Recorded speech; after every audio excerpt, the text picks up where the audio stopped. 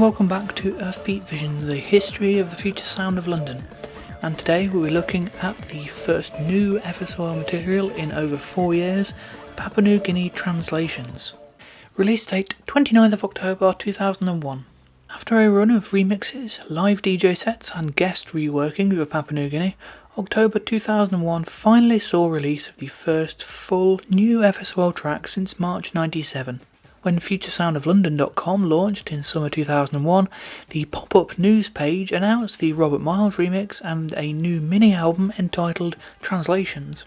This was very intriguing as the mini-album format wasn't something the band had ever really done before, despite their singles effectively being mini-albums. Would it be 6 new tracks coming out before the main album? No, it turned out to be the band's own reworkings of Papua New Guinea. It's not quite what anyone would have expected, although in hindsight there is some logic to it. A way of combining the familiar, the band's most famous track, with a new sound they've been working on for the previous 4 years. Not to mention the argument most frequently used in interviews, they wanted to bring their best known track in line with their other singles. Gaz told Future Music around the time of release, "It's actually our attempt to put Papua New Guinea in a context we're happy with. That single, even though everybody knows us for it, never really existed as our own body of work. All our other singles were long-form singles. They were songs that seeped out of a kind of FSOL sound aesthetic, an FSOL soundscape." More strikingly, a very long rant from Yage appeared on the official store, featuring Yage himself falling out of a chair in anger, recounting his life story at a room full of startled onlookers, eventually concluding that Papua New Guinea needed to exist outside of the context of other people's remixes. Quite how much of this story actually happened remains to be seen, but it works well in context of the usual FSOL world building. The actual reality of the conception of the release owes a lot more to Jumpin' and Pumpin', who, suggesting a full remix and reissue package for Papua New Guinea, planted the idea of doing a multi-part single in line with the group's other singles of the 1990s. FSOL translates samples, textures and themes of Papua New Guinea into an 8-track, 54-minute cosmic odyssey. Sitars, drones, backward guitars, folk strumming and harmonies meld with, at times, a barely discernible wisp of the essence of Papua New Guinea. Rhapsody on a theme of Papua New Guinea. And therein lies the paradox at the heart of the record. The original is, of course, a Jumpin' and Pumpin' era slice of admittedly forward-thinking, ambient-tinged dance music and has nothing to do with sitars, backwards guitars and folk strumming. Previous multi-part singles were created within a few months of the original track. Here there's such a large gap between the eras that opening with the 1991 12-inch original feels, well, strange. Admittedly, many of the tracks feel much closer to 90s FSOL than the amorphous androgynous material that would come later. Papsico, the Great Marmalade Mama in the Sky, and Requiem in particular would fit comfortably on a straightforward FSOL album, but there's still a certain jarring change in mood between the first track and everything that comes after. The musical style isn't the only change here. One of the most obvious things from the off is the lack of environment. The first 2 tracks both end with silence. Other than remix discs, radio edits and albums arranged for vinyl, this is the first proper silence utilised between tracks on an FSOL CD since 1992. It feels strange to have a record that's describing as making Papua New Guinea into a soundscape that goes about it by making it feel more like a collection of individual tracks than any past FSOL release. Some of the tracks are linked by a filtered sample of Lisa Gerrard's vocals, giving them a loosely connected feel, but there are no standalone environments here at all, which is totally out of keeping for post-92 FSOL. One thing it does have in common with what might be called typical FSOL is the range of sounds. Bleepy down-tempo electronica, instrumental funk, chugging breakbeats, psych-tinged post-rock, folky pastoralism, ECM-style jazz. They absolutely went to town covering every base. A further change is the artwork. None of the FSOL benchmarks are present, other than, of course, Boogie's original mask image. A rather uncharacteristic serif font on the front cover, a rustic golden texture to the image, photographs of the band on the inside, and not a hint of Spiky, Shawneen or Vit. Even the EBV and Earthbeat logos are entirely absent.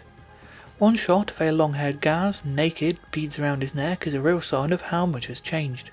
Of course, in hindsight, one recognises that the record is much more closely aligned with the amorphous sound rather than FSOL, but at the time, even for those of us who were aware of the changes, it's an alarmingly un-FSOL looking package. In a further move away from the 90s approach, each translation has its own title rather than simply being Part 1, Part 2, etc. The credits feature a large number of new and old names. Despite his absence on the Robert Miles remix, Yage returns as engineer alongside Stone Freshwaters, who's generally considered to be Brian's Amorphous era alias. Gaz is listed under his one-man band of Cosmos alias. Future long-time Amorphous collaborators Garry Lucas, Mikey and Stu Rowe, and Belugi Srivastav appear, as well as a number of one-off names like Paolo Longhue and The Major. In true Dead City style, the credits page eventually breaks down into incomprehensible nonsense, with people credited for organic munchables, holes in the sound, and psychedelic buttons. Paula Flack, Brian's partner at the time, provides the golden image texture, with Buggy relegated once more to original cover image on the back cover. The Papua New Guinea 2001 and Accelerator font makes a brief appearance on the rear, as well as subtly copying the Accelerator reissue in its use of FSOL on the part of the tray visible from the front. Before its release, preview clips of every track were posted on the official FSOL website.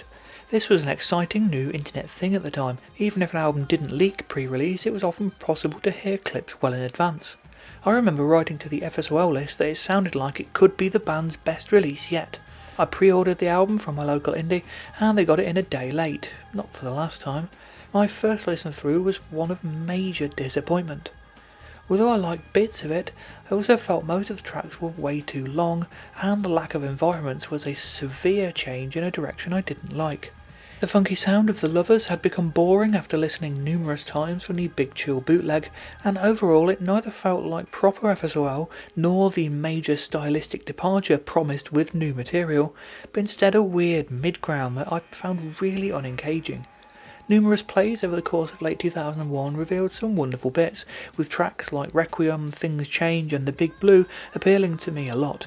I often put Wooden Ships, maybe my favourite track on the album, on mix CDs for friends at the time, its guitar-forward sound being easier to digest for those with less electronic-leaning taste. After the Isness came out, I kind of forgot about translations altogether for a long time, and it's only in very recent years that I've returned to it at all.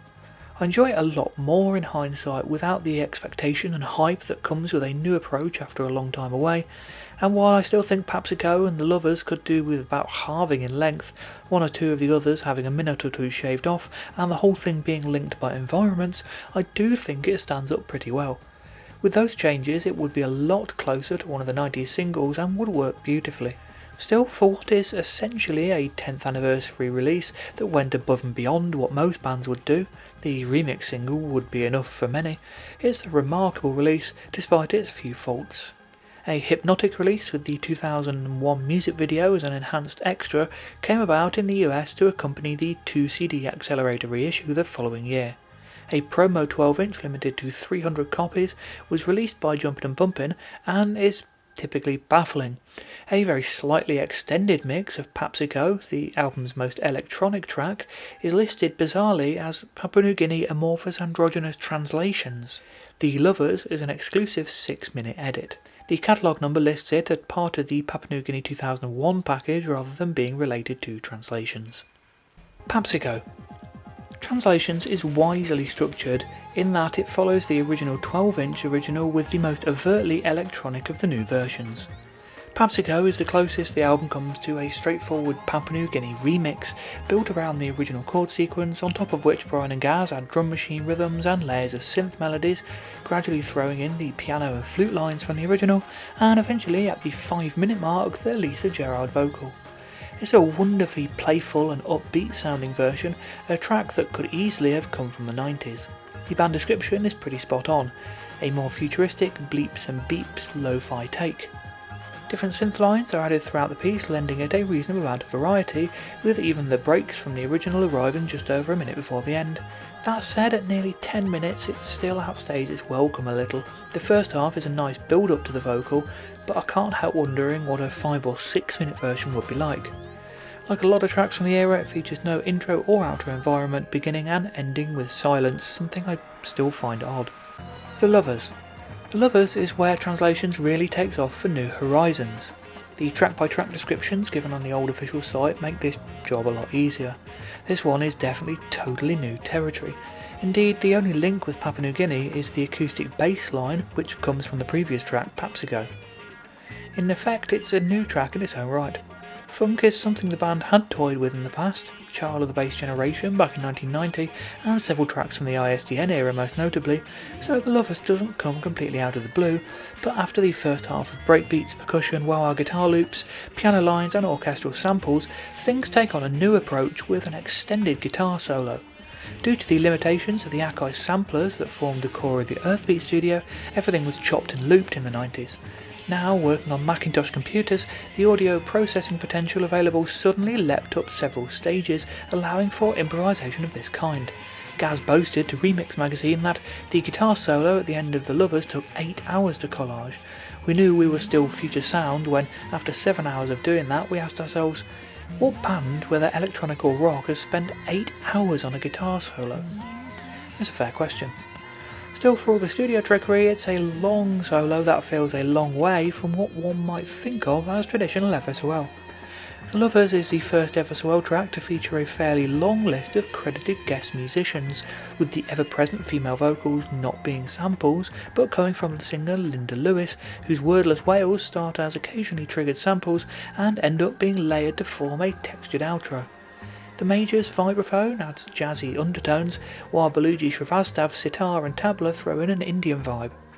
I'll be honest, Gaz's assertion that the track warrants comparison with Curtis Mayfield and Isaac Hayes is maybe a touch optimistic. It's funky, but the breakbeats and sampling still give that two white dudes with some computers vibe that Mayfield and Hayes would never countenance.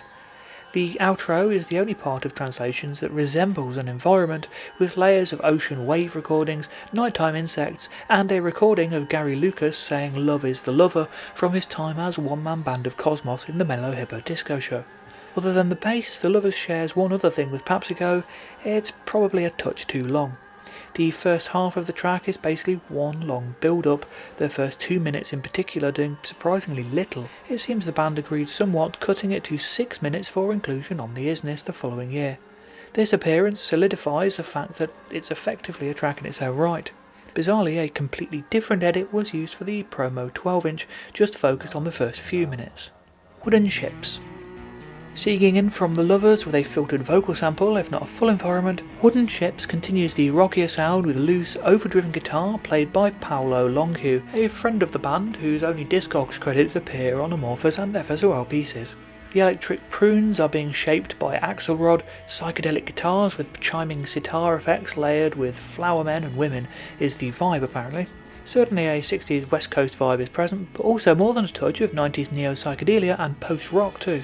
It's a warm, welcoming feel. Dispensing with the more obviously looped vibe of the first two translations, the guitars, live drums, Hammond organ and la la la vocals here come close to a live band feel, only the filtered Lisa Gerrard vocal in the background ties it in with FSOL electronics and Papua New Guinea. A drum loop, most obvious at the end, is the only overt use of new sampling on the track, and none of the usual random sounds are present at all. One of my favourite translations, but also one of the most Amorphous-like. The Great Marmalade Mama in the Sky. With chunky breakbeats and synth swells, The Great Marmalade Mama in the Sky is one of two tracks on translations that feels like it could have come from a 90s FSOL record. Indeed, it has more than a hint of the 1997 sessions to it, a surprisingly dark and heavy track. Beginning with the filtered vocal sample from the previous piece, it very quickly gets going with breakbeats and booming bass. Electric guitars and feedback might be sampled as they are uncredited in the booklet. Various samples from the original are sprinkled over the track, from the single chiming sounds to flutes, gulls, synth swells and vocals, making it feel like a close cousin of 1997's The Shining Path. The official description, closer than anything so far to Papua New Guinea, and yet how could it be? Industrial breaks, screaming guitars, feedback, galvanic noises welded to the unmissable chants and goals of the original. If anything on translations feels defiantly FSOL, it's The Great Marmalade Mama in the Sky. Requiem. After a run of energetic tracks, Requiem slows translations down to a more sedate pace. Cross-fading in from the previous track, it begins with Papua New Guinea's synth pads before heading into folky territory with banjo, piano, acoustic guitar and harmonica.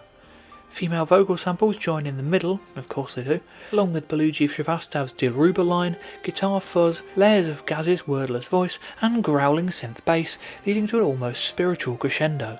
Early mornings on the banks of the Jamna with one of the four tenors calling the faithful of Allah to prayer. If you say so, Gaz. It's an incredibly beautiful and haunting piece of music, a side of the psychedelic FSOL/amorphous sounds sadly rarely heard outside of this track. Things change like the patterns and shades that fall from the sun. After a run of 4 connected tracks, Things Change begins once again with silence. Led by Mikey Rose Hammond organ playing the Papua New Guinea chord sequence, it's a subtly jazzy piece, vibraphone chiming, sax notes awash with reverb cutting through. If not quite meeting Gaz's African jazz fusion comparisons with Sun Ra, then certainly reminiscent of the more ethereal end of ECM's 70s chamber jazz albums. Synths twinkle gently in the background throughout, layers of soft percussion ebb and flow. The track is ever changing and yet not distractingly so. It's a subtle piece and suitably so given its relaxed vibe. While a lot of translations feels like it goes on a little too long, Things Change is the only track I'd happily extend, its warm autumnal atmosphere feeling welcoming and comforting. The Big Blue. Picking up where the previous track left off, thematically at least, as the 2 tracks are again linked by silence, the translation's finale continues with the laid-back chamber jazz vibe. Indeed, it incorporates saxophone from the same piece. Then in comes sitar notes from The Lovers, and it appears this is going to be a mashup of the previous 6 translations. Things break down into jazz ambience before the brief reappearance of Papsico's synth, then 60s style backwards guitar comes in. They also throw in harmonica from Requiem, drums from Wooden Ships, and for the first time in a while Papua New Guinea's Dead Can Dance vocal, as well as a ton of new synth lines. The Great Marmalade Mama is probably in there somewhere too. It all builds to a gorgeous climax and is probably my favourite track on the album. And then, in a manner curiously aping an end of sorts, it ends with jazz out of nowhere. A meditative elegy full of sitar and tabla moving forward into beats, electronica and ambient sounds of the ocean that pick up elements of the 7 previous translations and form this closing mantra. Couldn't have said it better than Gaz. Papua New Guinea Amorphous Androgynous Translations. Just FSOL to take the most overtly synth-based, electronic FSOL sounding track from translations and then rename it as an Amorphous Androgynous remix for a super limited promo 12-inch. Actually, it's not quite Papsico, though it does feature an extra 8 bars at 6 minutes 48. The Lovers promo version. Being a collector with a bit of a disposable income, I would often scour the internet in my late teens looking for FSOL rarities. Despite it seeming obvious that there would not be actually any exclusive material, I still picked up the 12-inch promo translations, partially as it was limited to 300 copies, and partially just to check out what the Papua New Guinea Amorphous Androgynous translations actually was. The biggest surprise actually came with the B-side though, which, although listed as simply The Lovers, turned out to be a unique edit of the track. Identical up to 2 minutes 49, the edit then actually extends that opening section by an additional 8 bars, then returning to where the original left off. Then at 4 minutes 7, it heads off into a unique outro section based around filtered string loops. Effectively, this cuts out the whole climax section of the track, removing the guitar solo, string swells and so on, as well as the vocals. Quite why this version even exists and ended up on a limited edition promo remains unknown. Typical FSOL in that sense. Cobain, Elbow Rooms, Islington, 1st November 2001. Following a couple of mellow hippo disco radio shows, Gaz continued his sporadic DJ tour of the UK, playing a show at the Elbow Rooms in Islington. It's really quite remarkable just how much information, once available on the internet, has completely disappeared down a black hole over the years. I can't find any reference to who was playing that night, what the name of the night was, or anything, let alone information on Gaz's set. It was undoubtedly a very similar mix to the other 2001 shows, however, due to the large amount of overlapping material in them, and was most likely promoted as an FSOL performance. Cobain, Dysfunctional Beats Tour, at the Heavenly Social, Nottingham on the 25th of November 2001, 93 Feet East on Brick Lane in London on the 6th of December 2001, and the Thekla in Bristol on the 8th of December 2001. Dysfunctional Beats put on live music events in the early 2000s aiming for non-linearity in the face of global patriarchal imperialism. No surprise then that Gaz got involved. Once more, under the name of the Future Sound of London, he took his psychedelic DJ show on the road for 3 dysfunctional beat shows in late 2001. The first was at the Heavenly Social in Nottingham on the 25th of November, alongside Bedouin Ascent, Apache 61, Icarus, Solar X, DJ sets from Phil Winter and Jim Backhouse, and films from Andrea Zimmerman, Oblique, Addictive TV and Mark Everett. The second was at 93 Feet East on Brick Lane in London's Shoreditch district on the 6th of December alongside Luke Vibert, Bedouin Ascent, Apache 61, Blurt, 4 Hero, Icarus, People Like Us, Kathy Matthews, DJ sets from Phil Winter, Expanding and Jim Backhouse, and films from Andre Zimmerman, Oblique, Addictive TV, The Designers Republic and Mark Everett, and art installations from Seedpod, Defuse and Squid Soup. The third show was at the Thekla in Bristol on the 8th of December alongside Bedouin Ascent, Apache 61, Icarus and Freeform, DJ sets from Profane, Jim Backhouse, RLF and Pause 2, and films from Andre Zimmerman, Defuse, The Designers Republic and Squid Soup. No recordings of any of the shows are known to exist. Cobain, Winter Chill 2001, Hackney, London, the 8th of December 2001. After his first Big Chill DJ set, Gaz was invited back for a slot at the festival's winter show in London. Once again, Getafix was on site to record the set, which was distributed in 2 parts via the Disenchanted FTP to fans in the following days. The show was memorative for one somewhat negative reason. Gaz appeared to play to almost nobody. From where I was sitting, everybody just cleared out, so I just saw a cleared floor. It started off packed and it was empty. I read similar reports online at the time, with some people talking about how embarrassing the whole spectacle was. It later turned out that there were actually a lot of people dancing in the upstairs stalls, and the show was far less of a flop than it initially seemed. Still, it must have been difficult for Gaz DJing away to look like a handful of people for 2 hours. Opening with some Indian classical music and a harp piece by Andreas Vollenwinder, both too quiet to properly hear between the crowd chatter on the bootleg, Gaz then moves into now familiar pairing of Jeff Buckley and Ted Can Dance, with some Dilruba playing over the end. Afterwards it is into Led Zeppelin's Eastern sounding track Friends, the first appearance in one of these sets. Then there's a run of already familiar tracks, including Cosmic Sea by Mystic Moods, which is one of many tracks played that has appeared in almost every DJ set since 1997 at this point. An unknown piece comes in, sounding quite like Hendrix's famous Stars and Stripes Woodstock performance laid over some heavy drums, and then a handful of previously unheard tracks, including a couple more recent pieces, dreamy down-tempo from the Busy Signals, some psych trip-hop from Noonday Underground, and a new recording from Ananda Shankar. Gaz then returns to familiar territory again, James Last, the Chemical Brothers and Beatles, Beat Match, Portishead. It's intriguing that despite all the crate digging, these same tracks appear time after time at this point. A lot of the tracks first heard in this set will go on to be played on mixes for the next year or so. The second part of the show opens with a cinematic track from 2000 by the Broadway Project, after which things head back to 60s and 70s territory for the rebulk of the remaining show. There are some utterly bizarre moments, Hawkwind's Silver Machine mixed into Millie Small's My Boy Lollipop, the Cults She Sells Sanctuary getting a cheer again, Gaz's determination to play the bloody Osmonds at every show, the weird Eastern European sounding thing that follows them, and a few still unidentified tracks. As with the Big Chill set, the audience recording nature of the bootleg means it's not especially good quality and doesn't make for great listening, especially as most of the individual tracks can be heard on Mellow Hippo and Monstrous bubble mixes. One for collectors only, although at the time it was a fascinating and essential document of the evolution of these DJ mixes. A Monstrous Psychedelic Bubble Exploding in Your Mind, Volume 2, Part 2. BBC Radio 1, Annie Nightingale, 23rd of December 2001. After numerous shows for John Peel in the 1990s, it was probably only a matter of time before FSOL eventually ended up providing music for Radio 1's other institution, Annie Nightingale. And so they sent over this mix, one of 2 transmitted on the UK's first national station in December 2001. Although fans considered at the time that the 2 shows making up the second Monstrous Bubble Mix were Mellow Hippo Disco radio show transmissions, it appears that by the end of 2001, Gaz and Brian had given up on that concept. The shows went out without any real name at all, although have retrospectively been compiled together as 2 parts of the second Monstrous Psychedelic Bubble show. In the wrong order, of course.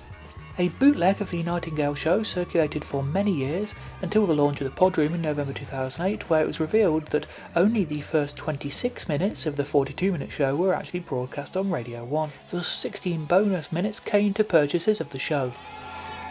Before the sun, the moon, the earth, before the stars or comets roaming free. Before time had its birth, I was, I am, and I will be, and I will be. Swami Vivekananda's Song of the Free. Other than a brief bit of psych funk opening the show, every track in the mix has now been identified. With only a couple of exceptions, the mix consists of material spun by Gaz earlier in the month at the Winter Chill show. 3 tracks from the 90s, 3 from the noughties, everything else being from the original psychedelic boom. Unlike the live sets and the second Mellow Hippo Disco radio show, there are brief environments, samples and effects used throughout the mix, including the now very familiar Deepak Chopra spoken word samples, making it feel at least a little bit more FSOL-like, even if the material basically makes it an amorphous androgynous show. One of the most frequently used samples is that of high-pitched laughter, something which appeared on a weird flash page on the FSOL site at this time of Gaz playing guitar. When you clicked on his bare feet, the laughter played. Because why not? As with other mixes, the show was only available on the Podroom for a limited time, and it's one of the few shows not to reappear on the Monstrous Psychedelic Bubble Mixcloud page since. A Monstrous Psychedelic Bubble Exploding in Your Mind, Volume 2, Part 1, BBC Radio 1, One World, 28th of December 2001. If it's odd, albeit in a typically FSOL odd way, that the second show of December 2001 was released as the first part of the second Monstrous Psychedelic Bubble show, and the first is the second part, then even stranger is that the version released through the Podroom was not the same broadcast at all. Both begin with the now familiar pairing of Jeff Buckley and Dead Can Dance, but other than a couple of tracks, they diverge wildly at this point.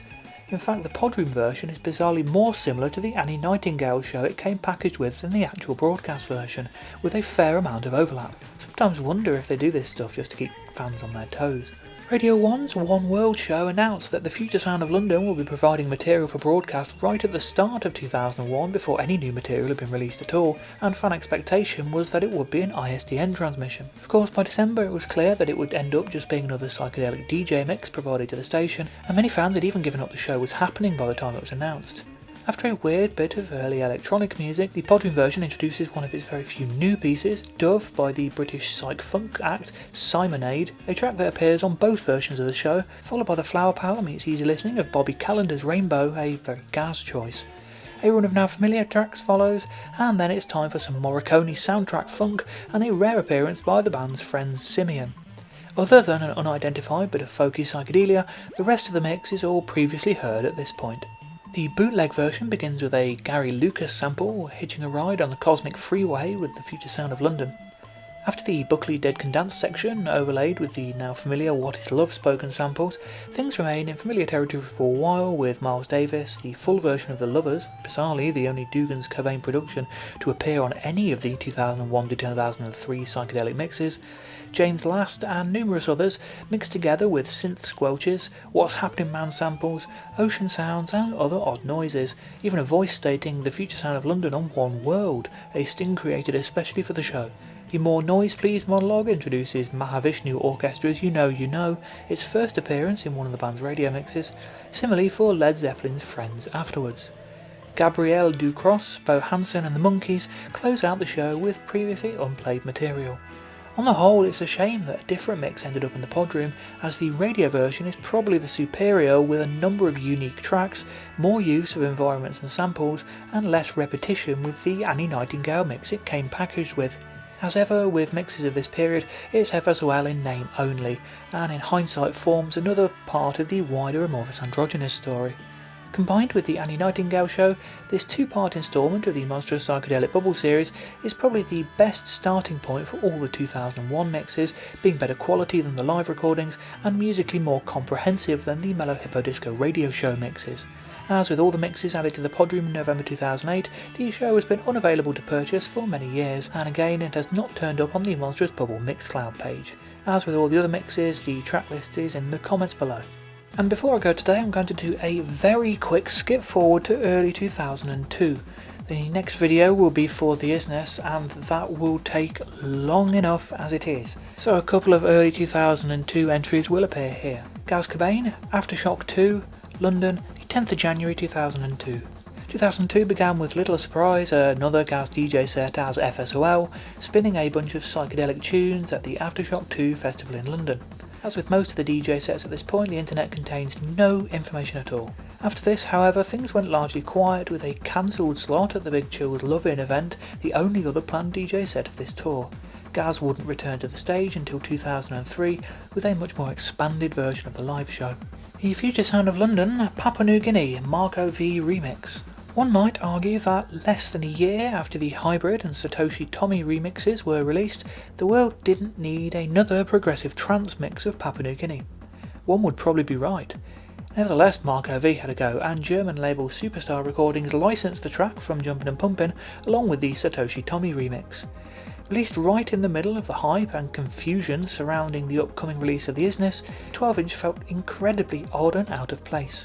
Other than a 2005 repressing, the track has generally been forgotten about within the FSOL fanbase. The plain sleeve shows little care was put into the release, as does the tracklist, with the tracks being labelled as A1, AA1 and AAA1, and the Tommy remix featuring the credits for the Radio Path version. The 12-inch was rounded out by the 12-inch original. Papua New Guinea Marco V mix. Probably good on a dance floor during a progressive or hard trance set, Marco V's remix of Papua New Guinea is otherwise a waste of time, a fast, loud dance beat behind the various samples from the original, including the typically extended intro and outro, the latter seeming to last forever.